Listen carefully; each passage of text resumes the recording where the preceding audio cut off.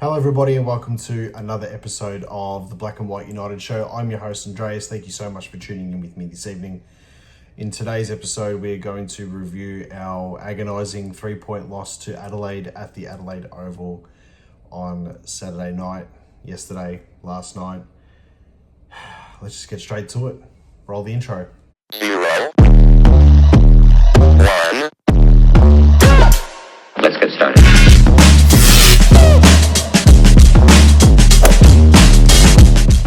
Today's episode is brought to you by the Hopper Bros Barbecue. For all your tips and tricks and everything barbecue, make sure you give them a follow on Instagram. So I didn't do a review last night simply just due to the fact that I was probably a little bit too, it was a bit raw. It was a bit like, I can't right now. I need to sleep it off, and people inboxing, messaging, and I'm talking to everyone, and I'm still trying to get my head around like what's next sort of thing, and still trying to figure out how we went wrong in this game. We started off so well, and I think that's the first thing that we need to say is, where was the majority of that football over the last month?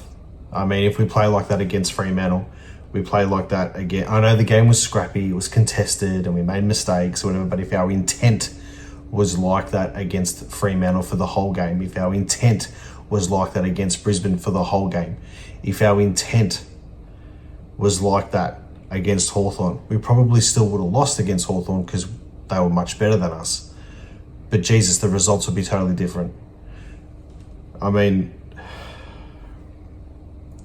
play like that against the Gold Coast, even for an extra quarter or half a quarter, and we win. So we can go back and we can look at all the ifs, buts, maybes, swings and roundabouts. Yep, no worries. This game in particular, we started off fantastic. They challenged us, they hit the front, and every single time they hit the front, we did what we were doing earlier on in the season, where we were fighting back, we were clawing back, we were staying with the opposition. When we were challenged, we were answering the challenge correctly. That's what you want to see. So that part of it, I'm encouraged, and I'm thinking, yes, like the boys are there, the boys want it, they understand that something's wrong. Something's happened over the past month of football after the Carlton game, which just didn't sit right. But is it too little too late now? So this game in particular, it was grouse to see Bo McCreary back. Nick Dacos was fantastic. Josh was okay. Houston's first half I thought was pretty decent. Houston more higher up the ground, midfield, wing, half forward. That's the Dan Houston that we want to see. I'm not going to put up the stats. I'm not going to put up all the possessions. I'm not going to put up all this here because I'm giving you the honest, truth, raw perspective from a diehard Collingwood supporter to another diehard Collingwood supporter who's watching, or a perspective to an individual who follows another club who's watching. Now, I could sit here and I can make a video like I did after the loss to Geelong, give you my honest review, and then cut it and then just absolutely can the umpires. But I'm not going to do that. I'm going to go about this a bit more smart and a bit more sensible and a bit more real. With that being said, there is a small part that I do want to say about the umpiring decisions. We got pinned for throwing the ball a few times, which was rightly so because they were throws. I think Houston did one and Schultz did one. Umpire saw it. Fantastic. Okay. Free kick Adelaide. It is what it is. The amount of times they got away with it in really key moments, let's not sugarcoat it and pretend it was moments during the game where it didn't really matter, or the game wasn't in the balance, or it was during stalemates like during the games. It was during moments where either side was either going forward of the ball or, like to score a goal, or they were driving it out of defense. There's all these different scenarios there. So why weren't they picked up for Adelaide? Why wasn't that picked up? I'm not going to go on too much about it anymore because the game's done. We probably got free kicks throughout the game, which we shouldn't have got. I know we got looked after at the start of the game, but with that being said, the free kicks were there. Like they were free kicks that should have been paid. It's like if you cast your eyes all the way back to the Dogs game where oh, the Collingwood got like 30 something free kicks. So, but like you look at all the free kicks and that they were there, you know. So you can't blame Collingwood for getting free kicks for, you know, players from other clubs who aren't disciplined enough to actually understand the rules of the game. But nevertheless, it is what it is. The kicking of the ball away from the boundary umpire that Phil Thorpe did.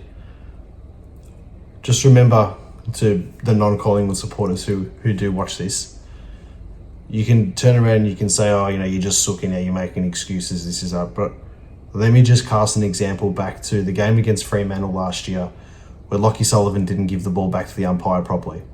He flicked it back to Nick Dacos, saying right next to the umpire. We got penalised for it. They went and scored a goal. That game was a draw and ultimately cost us a spot in the finals position after we were coming in hot, beating the eventual premiers at the MCG, which was their last loss of the season up until this year. They went on and won the flag. We were coming in hot. That game ultimately cost us a spot in the finals.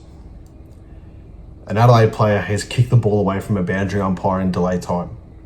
How any of the four main umpires didn't see that, or the boundary umpire didn't call it and actually say something to the umpire, is beyond me.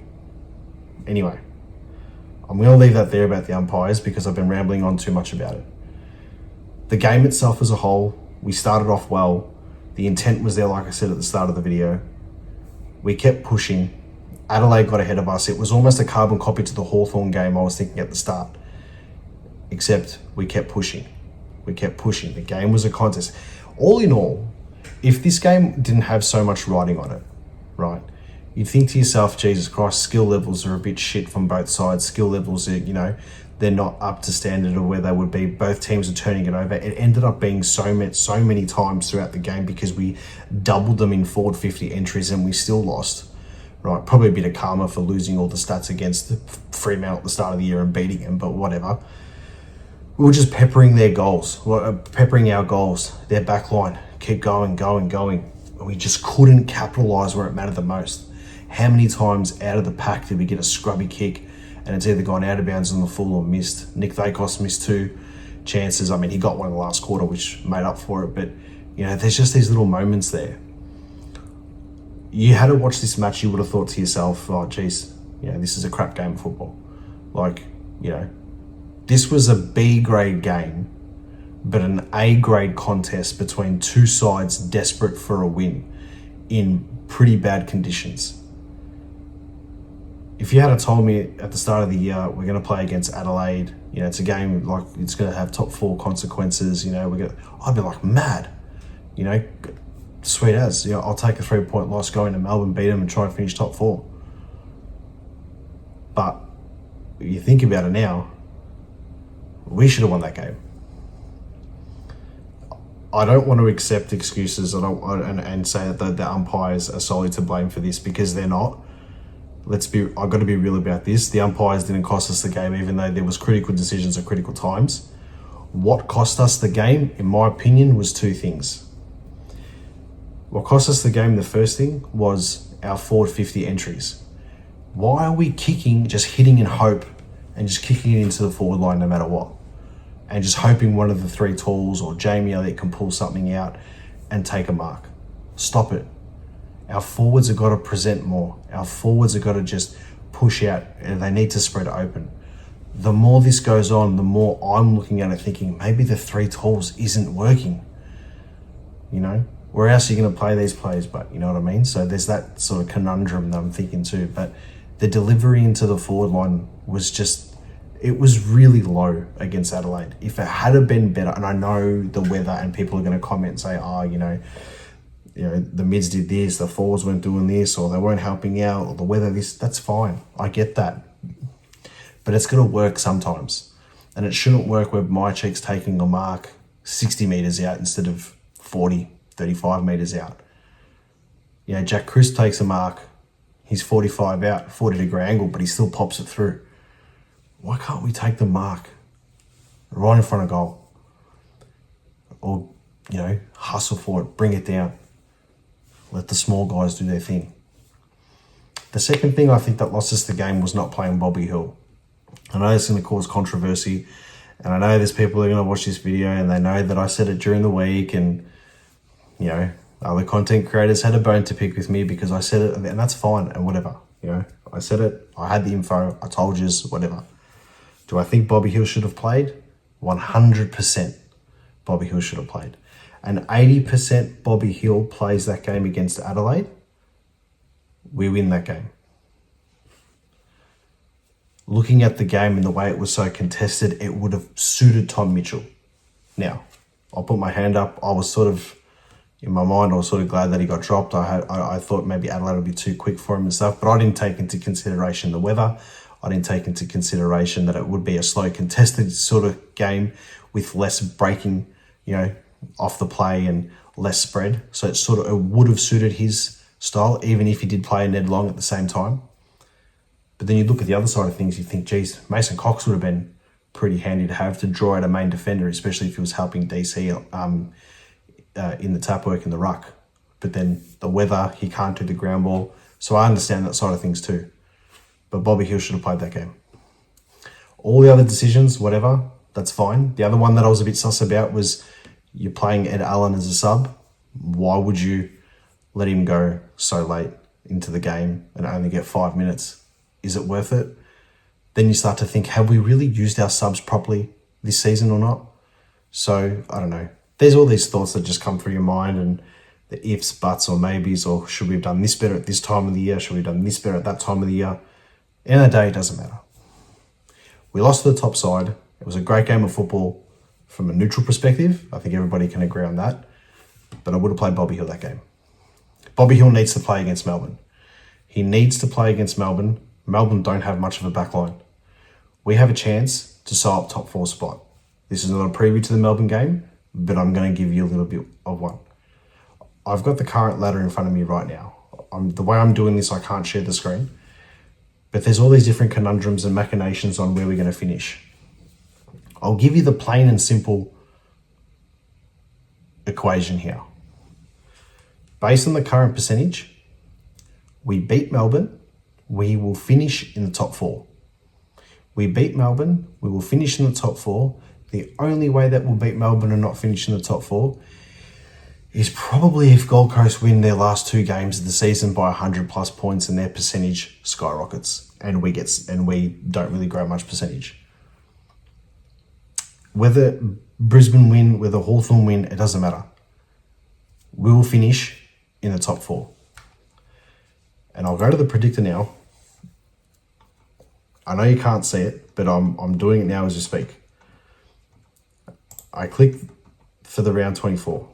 I'm going to do likely results. Carlton will beat Essendon. Collingwood beat Melbourne. By the time we're 4th in the moat, by the time we beat Melbourne, we'll automatically jump to 3rd. Gold Coast will beat Port Adelaide. Adelaide will beat North. Geelong will beat Richmond. Sydney will beat West Coast. GWS St Kilda, it doesn't really matter. I'll tip GWS because they're home. Be nice if St Kilda could win though. Western Bulldogs Fremantle becomes probably the biggest game of the year, simply due to the fact that whoever wins plays finals. Dogs will win that, finish 6th. Fremantle will drop out of the 8. Then you got the next one, Brisbane Hawthorn. For the sake of the experiment, let's say Brisbane win because of the way that Brisbane played this week. Gold Coast then go and beat Essendon. The final ladder is Adelaide 1, Geelong 2, Brisbane 3, Collingwood 4, Gold Coast 5th, GWS 6, Western Bulldogs 7, Hawthorn 8th. Then, all the results stay the same. The only difference, Hawthorn beats Brisbane, Adelaide 1, Geelong 2, Collingwood 3, Hawthorn 4, Gold Coast 5th, GWS 6, Brisbane 7, Bulldogs 8, Fremantle 9th. There also is the other equation that if we beat Melbourne and Hawthorn beats Brisbane, depending on percentage, there is a high chance that we could finish 3rd. The season's not over. We've just got to finish top 4. We lost the game against Adelaide that was gettable. I didn't think we were going to be that competitive, and I'm so happy that we were, because I think the boys had a little bit of a wake-up call within themselves to say, hey, we're actually still here. We've just got to qualify. We should have already qualified. We have for the finals. But if we give ourselves a double chance, anything is possible. We have a massive week of football on hand. We have a massive month ahead, no matter where it takes us. stick fat. Make sure you drop a comment. Make sure you tell me what you think. Call it as you see it. And as always, go the Pies.